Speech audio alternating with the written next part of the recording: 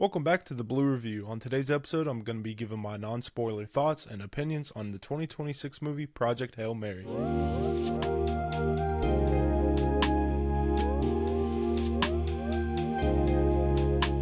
Project Hail Mary is an adaptation from a book with the same name from author Andy Weir. This movie is directed by Phil Lord and Christopher Miller, best known for the 21 Jump Street saga, Cloudy with a Chance of Meatballs, and the Lego Movie. Funny enough, the cinematography is done by Greg Fraser, and the score is done by Daniel Pemberton. This movie is a buddy comedy that follows two lonesome space travelers, both trying to save their home planets from extinction. This movie is the epitome of a theatrical experience. It is meant to be seen on the biggest screen humanly possible. The cinematography done by Greg Fraser is breathtaking and awe-inspiring, with jaw-dropping sequences throughout the entire runtime. Greg Fraser is best known from the Dune saga, The Batman, and Rogue One.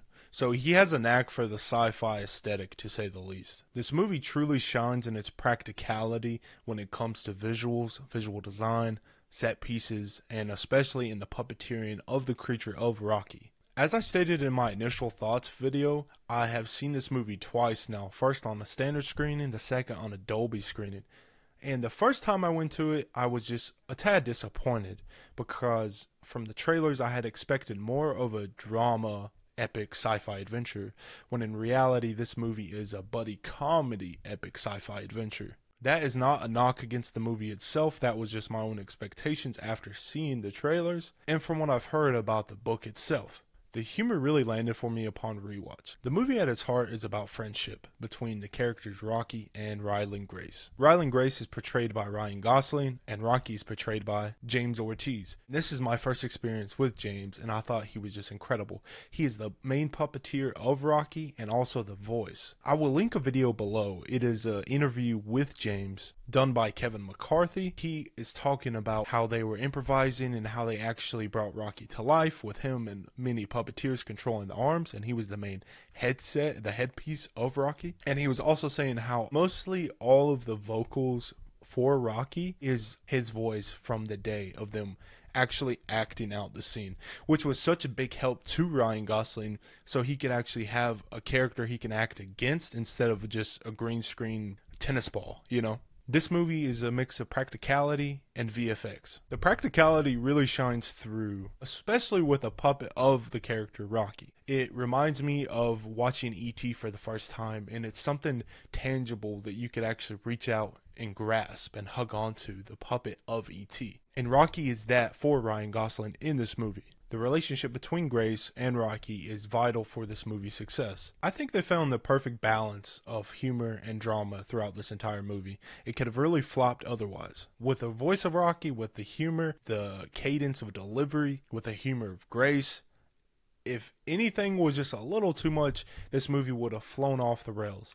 But luckily, I think they truly found that perfect balance. This movie is accompanied with a great score, very uniquely done by Daniel Pemberton, who is best known for working on Into the Spider-Verse and Across the Spider-Verse. The score of this movie can be very quirky and odd at times. I kid you not, there is one sequence in particular, Ryland is going through anti-gravity for one of the first times, and it is chaotic, and he's trying to go outside of his ship. You would not expect what happens next to be in a sci-fi epic movie. And that is literally a polka sequence with a score.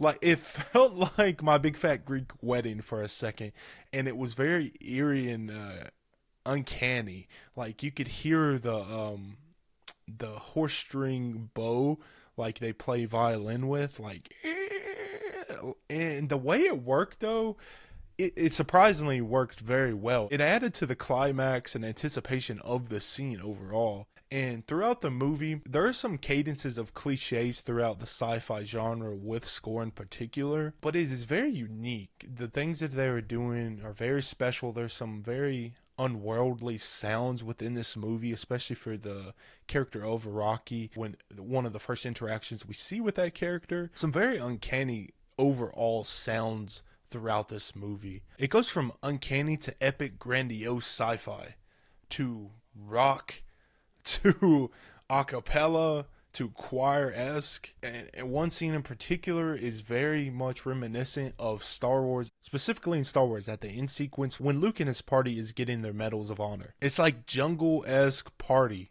vibes, and it works. Everything works in here, and it seems like it might clash, but it doesn't impose on the scene or the filming. It just really adds to the narrative itself. It doesn't take over and it doesn't manipulate, which is very important. Even in the emotional scenes with Ryan and Rocky, it never makes you feel manipulated. It stands on its own as a score and as the background and scene setting.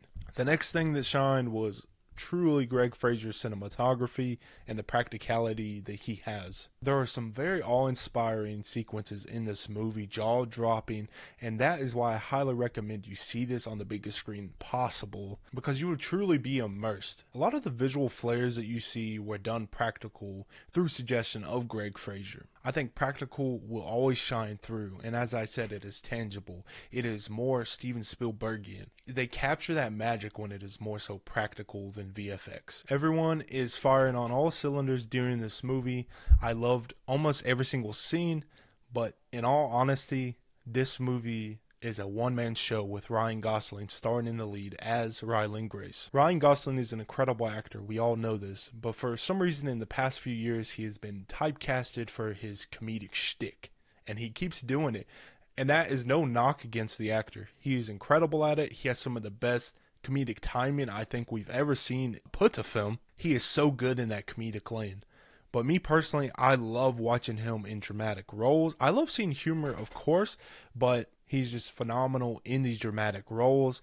Just with his eyes alone, he brings such a sincerity for every character that he portrays. So going into this, like I said, I was a little fearful that it would just be more comedy. And just in the past few years alone, he has done a couple of these roles with Barbie and The Fall Guy. So going into this, I was a little skeptical.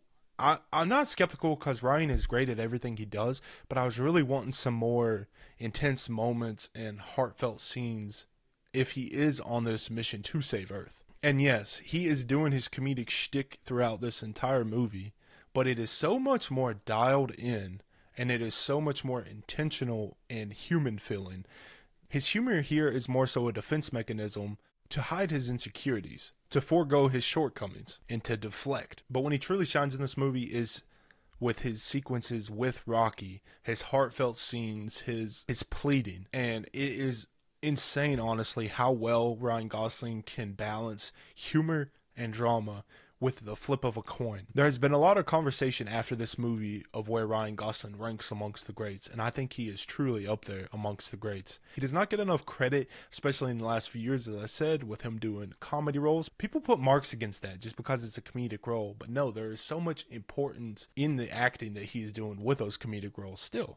And honestly, it might be insane to say, but I think this is truly some of his best acting and performance since La La Land. Ryan Gosling has such an incredible filmography, and honestly, this will rank very high for most. This movie overall just makes you feel like a kid again and find that love for filmmaking and cinema all over again. Most of us that love film will never forget that first experience of being in a theater just in awe, shock and awe of like, wow, this is bigger than me. This means something. It is such on a grand scale. And I love this feeling. I want to feel this feeling forever. And that is exactly what Project Hail Mary accomplishes. I was sitting in the theater just so inspired and in love with movies. You could tell everybody behind the scenes that worked on this movie was very passionate about the film and filmmaking as a whole. So overall, I would rate this movie a 4.5 out of 5. And I would highly, highly recommend that you seek it out and watch it in a theater. Please don't wait for this movie on streaming. I think every single movie should be viewed in the theater. I think that is where they are meant to be seen.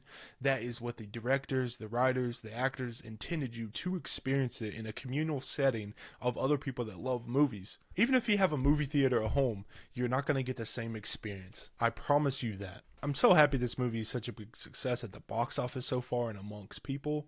And I hope it just continues to shine throughout the year, and I hope it stays in conversation, because we should really be talking about how great this movie is just from the perspective of filmmaking and the love of filmmaking. And who knows, maybe we'll see Ryan Gosling for an Oscar nomination. I'm not sure because we have a lot of big movies coming out this year, but it would be nice to see because I think Ryan is truly doing some career best work here. And as I said, I highly recommend you seek this movie out in the theaters. Thanks for watching, and this has been another Blue Review.